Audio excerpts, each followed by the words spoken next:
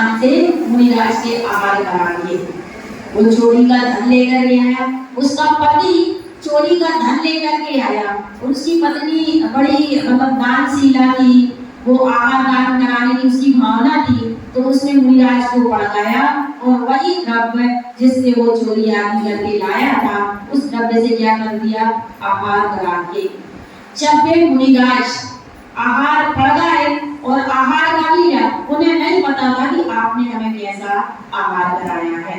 वो मुनिराज आहार करके तो आ गए, लेकिन जैसे ही उन्हें आहार करा और उस द्रव्य का रस उसके अंदर में पहुंचा और उनके उस तरीके के परिणाम भी होने लगे, क्योंकि जैसा खाए अन्न वैसा होगे मन, वैसे विचार चलने लगते हैं। और उन मुनिराज के क्या हुआ कि विचार ऐसे चलने लगे थे, रास्ते से आ रहे थे और निमित्त ऐसा बना कि उस रास्ते में एक हार डला था, क्या सोने का, मोतियों का जड़ा एक हार डला था, तो उसने गले में पहनने वाला। तो मुनिराज के मन में विचार आया, हालांकि मुनिराज को कोई लेना देना नहीं होता है, लेकिन उनके मन में विचार आया कि इस हार बड़ा कीमती है, कोई ना कोई काम में आ जाएगा, अपने आश्रम में आ जाएगा या अपन से कोई गरीबों को दान या कोई ना कोई अच्छे काम में आ जाएगा।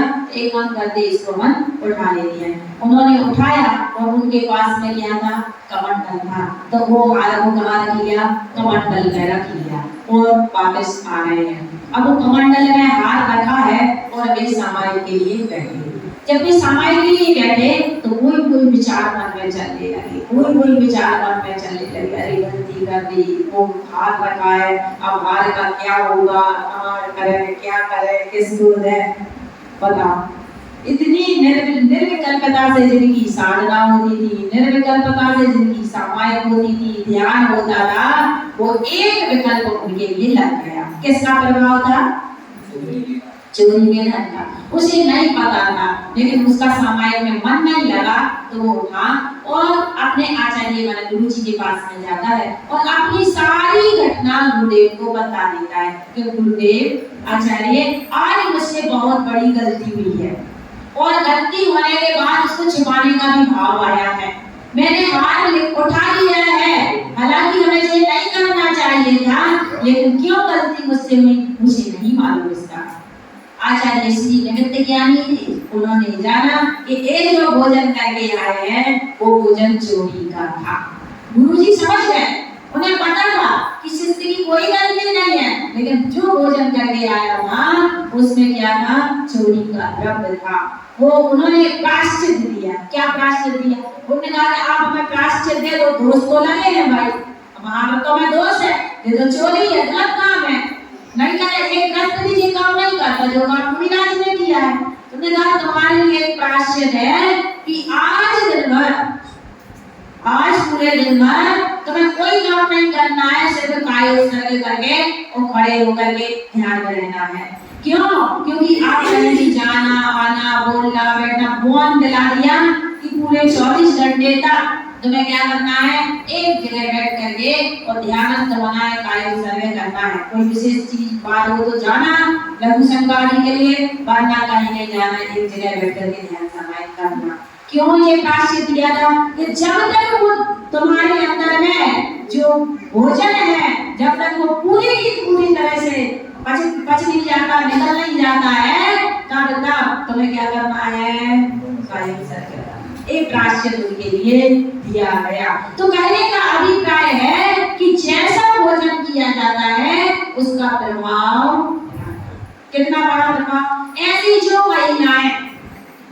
महिलाएं क्रोध पूर्वक भोजन बनाती हैं, उस समय बनाती हैं या जिन परिणामों से बनाती हैं भोजन, उस भोजन में वे वर्जनाएं मिलती हैं और फिर जो भोजन करेंगे उनके भी वैसे परिणाम होते हैं। तो महिलाओं की बहुत बड़ी जिम्मेदारी होती है। क्यों? क्योंकि जिन भावों से उनके भाव उसमें मिक्स होते हैं। जब भी चौका में आहार बनाए जाते तो वे महिलाएं क्या करती है, बड़े भक्ति भाव पूर्वक भजन पढ़ते हुए आहार बनाती है ना, भजन पढ़ते हुए आहार बनते थे पहले, और वे पीस रही है तो 12 माला पढ़ रही है, भजन पढ़ रही है। ये कह रहे हैं जब पहली मम्मी अरे खाना बनाती थी, भोजन बनाती थी, हाँ तो गाँव रहती भजन वगैरह। कैसे गाँव रहती। अब तो वे समझ लो कि कौन परिणाम चल रहा है जो भगवान जाने। तो आप देखो अब मोबाइल बता है। अंतराय अंतराय जब नहीं उदय होता है, देने वाले का दान अंतराय का उदय होता है, लेने वाले का लाभ अंतराय का उदय होता है, भोग अंतराय का उदय होता है। तो दोनों का ही उसमें उदय चलता है, एक का नहीं चलता। देने वाले का भी उदय है कर्म का और लेने वाले का भी कर्म का उदय चलता है। लेकिन इसमें एक चीज और चलती है कि अगर परिणाम में अशुद्धि होती है या कहीं कोई अशुद्धि होती है तो वो भी अंतराय का कारण बनती है। इसलिए सावधानी पूर्वक करना चाहिए। दूसरी बात, सिर्फ ऐसा नहीं है कि साधु संतों के त्यागी वृत्तियों के जब चौका लगाए तब ये मन भावों की शुद्धि का ध्यान रखें। अपन भी तो सब शामिल है ना उसमें। अपने घर में कलह कीर्तन ना हो, कोई लड़ाई झगड़ा का विषय ना बने, तो क्या करना, परिणाम शुद्धि पूर्वक भोजन बनाना। कल हमने एक घटना सुनाई थी आपको, कहीं बीच में पितामह की, बीच में पितामह जब बाणों की सैया पर थे और पांडव उनके पास में मिलने के लिए गए तो उन्हें न्याय नीति की उपदेश दे रहे थे, धर्म का उन्हें। तो द्रौपदी को बड़ी गुस्सा आई। क्या हमारे रहना 16 के बारे में हम बताएंगे एक आध दिन। 16 क्यों कहा जाता है, जब बाहर को छू वाला 16 नहीं, इनके अंदर भी रहस्य है। 16 शुद्धि होती है, द्रव्य शुद्धि, क्षेत्र शुद्धि, काल शुद्धि, भाव शुद्धि। इसकी चार रेन है। द्रव्य शुद्धि 4 प्रकार की, क्षेत्र